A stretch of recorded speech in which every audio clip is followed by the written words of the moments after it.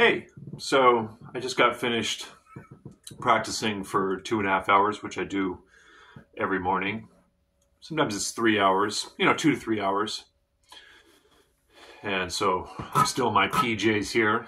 I have today off from teaching, so I'm just practicing and making this video, and I'm going to talk to a good friend of mine that lives in Texas, who I'm actually going to talk about him here. And for those that are maybe new around here, these videos, they're kind of a journal in a way, or some people call them a diary. I just make a video about once a day, or maybe sometimes twice a day, just about, something that's top of mind.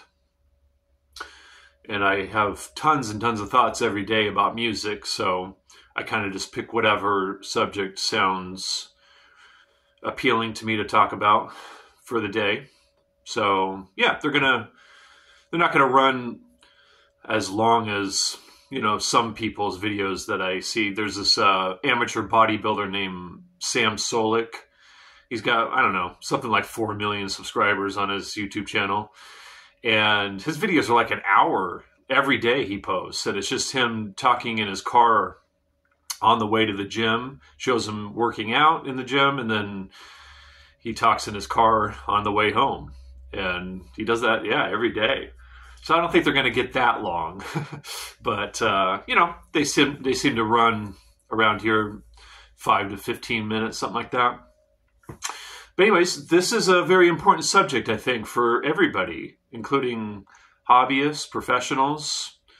Yeah, I think this is really important because we can kind of get distracted by various external sources, external influences that can maybe take us off the right path or the trajectory that we, I think we should really be on.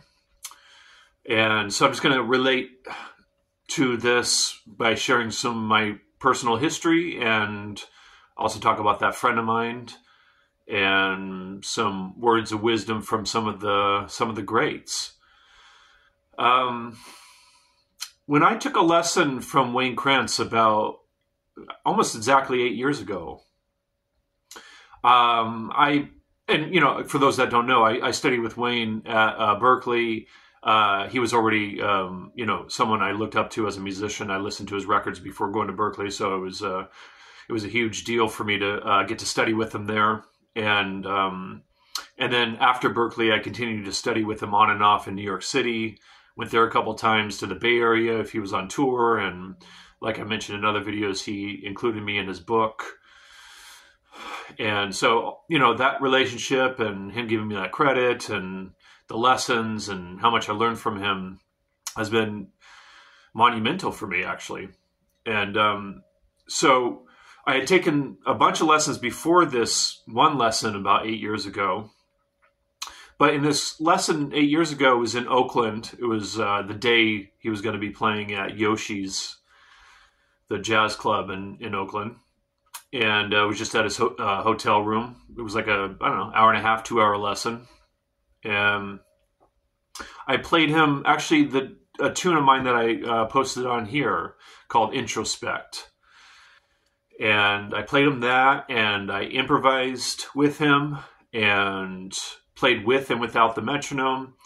And he said he really loved what I was doing as an artist. And he said I mastered time.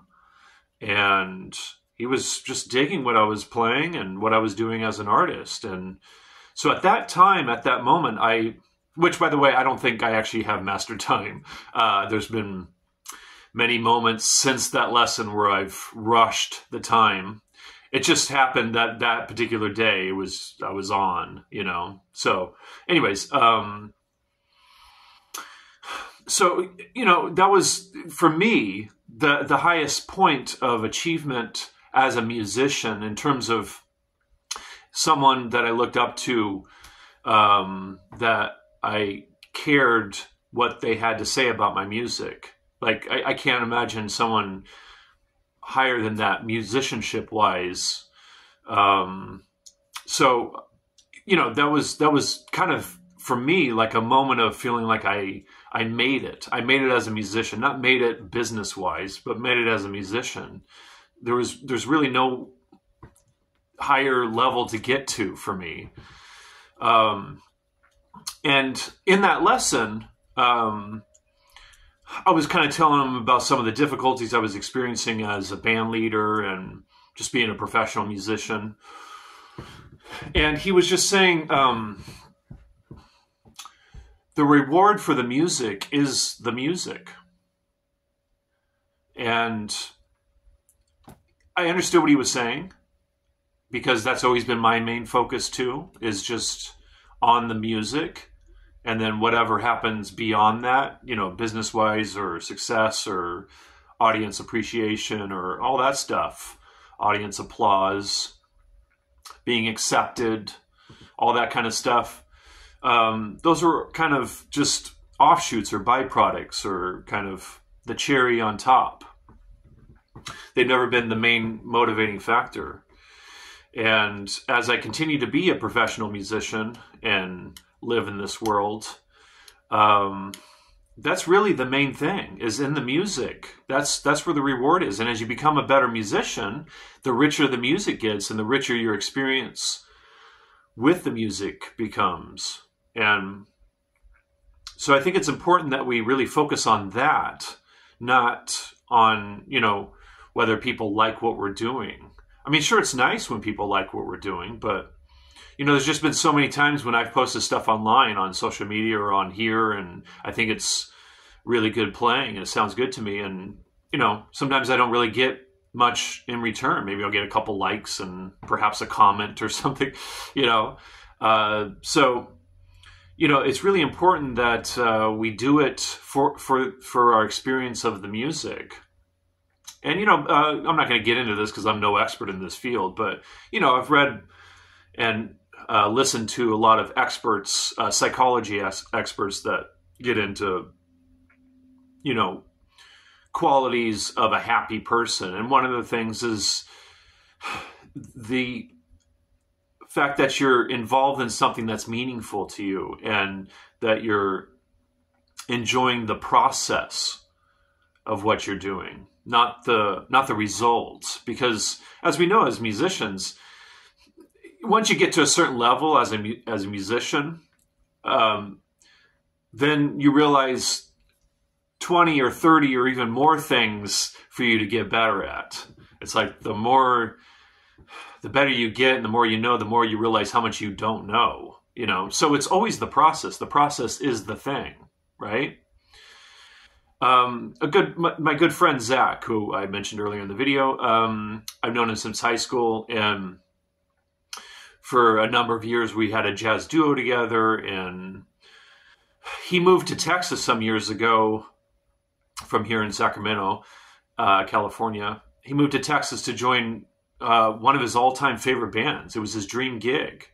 And then that fell apart after like 3 years. And he joined another band that actually was a higher profile gig. So he's touring even more. And so he lives his life as a professional bass player. And he was just telling me that he was at this, he was playing a gig that went like 4 hours long. And him and the drummer were just grooving hard. They were just in the zone together. And after the gig, he said he didn't really get anything from the audience. No one came up to him and told him how good it was or nothing like that, So we were just talking about this. It's important. When we go out in the world, we want people to be inspired by what we're doing, right? Of course. But if we don't get that, that's out of our control, right? We can't control how people react to what we put out there. So I think even in a situation like that, where you are getting paid on the gig and you are playing for people, specifically for people, still it's about the music.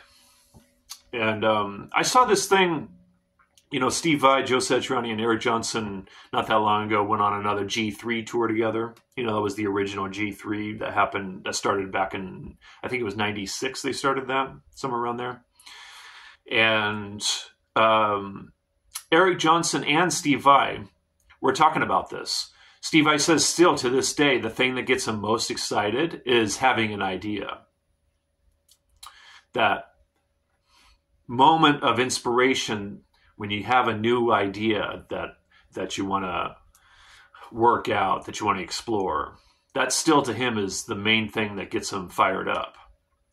And Eric Johnson was talking about, when he was, like all of us, first learning how to play, those moments of exploration and moments of having light bulb moments and moments of aha, oh, there it is, or oh, that sounds really cool, and all that stuff. What he was saying is still that those are some of his most favorite memories of playing music. And to this day, that's what he derives most joy from, is sitting with the instrument by himself and exploring music.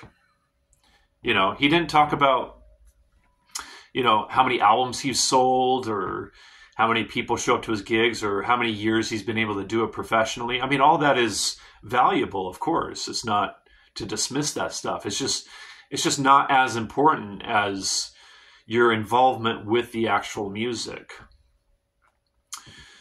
So, in my own personal experience and from what musicians have told me personally and from hearing from great musicians that I haven't actually met personally, and then my good friend, we're all kind of on the same page with this one. So I thought I would just put that out there because I think it's really important to keep that at the forefront of our consciousness as far as what we're valuing the most in our journey with the instrument and music in general. Yeah, so I hope that was helpful.